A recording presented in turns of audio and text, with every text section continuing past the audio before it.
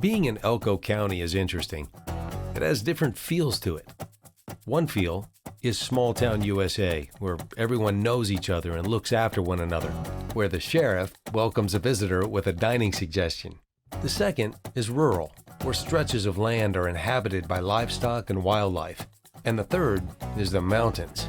The Ruby Mountains run through Elko County and draw you in with their majesty and their beauty. The town of Elko is the largest city in the county, has a little over 20,000 residents and growing. We've been here before. Sure, I'm glad we're back. Downtown Elko, Nevada. It's an amazing, vibrant area. Its art and culture are on full display. It's also a great place to learn about the history of Elko. My first stop, J.M. Capriola. J.M. Capriola is one of the oldest rancher and cowboy tack and gear stores in America. They've helped outfit the West since the late 1800s. This isn't a chain or an outlet. This is tradition, custom craftsmanship and artistic expression at its best. I know, it's not what you would think when you talk about saddles, chaps, bits, and spurs, but it is. I met up with John, whose family has taken care of the tradition and the craft for a couple of generations now. You know what's amazing is that these are all meant to be functional, I would guess, but at the same time, they're beautiful. I mean, there's an art to this, isn't there? Yeah, so everything that you see in here is going to be functional art.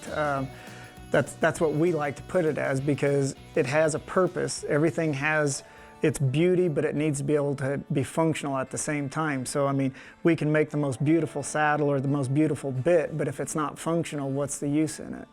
Tell me about, you're sort of part of an important lineage in American history, certainly in Nevada history, and it starts really with Garcia. Tell me about him and how you get involved. Well, Garcia came around the late part of the 1800s, early part of the 1900s. Who was he? Garcia started out in California as an entrepreneur coming over here, and he had built goods, bits, spurs, saddles. He'd came out with a wagon and would sell all of his goods to the different ranchers across the area and the cowboys that worked on the ranches.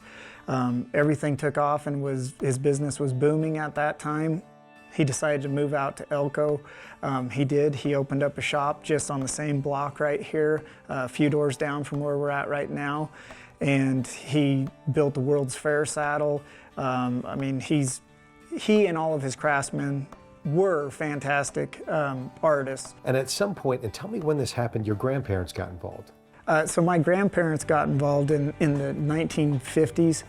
They bought the company from Joe Martin Capriola, but Joe Martin Capriola used to work for G.S. Garcia. And he went out on his own building saddles, car tops, doing his own repair stuff.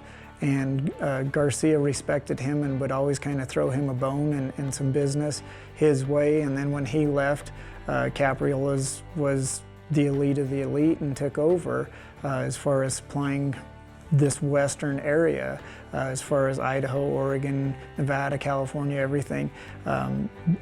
Capriola's was the main staple in the area for quality goods. And now it's you. And do you feel a certain responsibility in that lineage? I've always felt a big responsibility because, I mean, we brand ourselves as the guardians of tradition, and by doing something like that, you have to be able to back it up, and I feel on a daily basis we back everything up that we sell here. All of our products that we build and sell are they're not mass produced, so they're built from one person start to finish, and that's the same way Garcia and Capriola did it. There was no chain gang, no assembly line, and so we have the pride in everything that we build is one at a time, and there's not very many places out there in the world that still to this day are the way that we build things. Well, you're a craftsman, you're an artist, and I want to see exactly hands-on what you're working on. Can we go take a look? We can go take a look.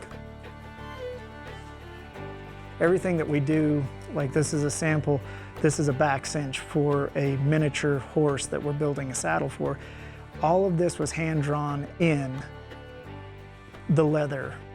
So it's all sketched in, drawn. Then from that point, we take a small swivel knife and we cut all of that design into it.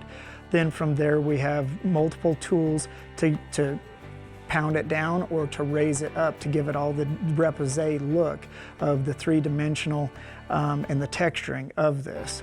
So this is something that when leather is tooled, it's going to outlast leather that is not tooled. You are a true artist and a curator of Nevada history, and for that, I thank you. Thank you.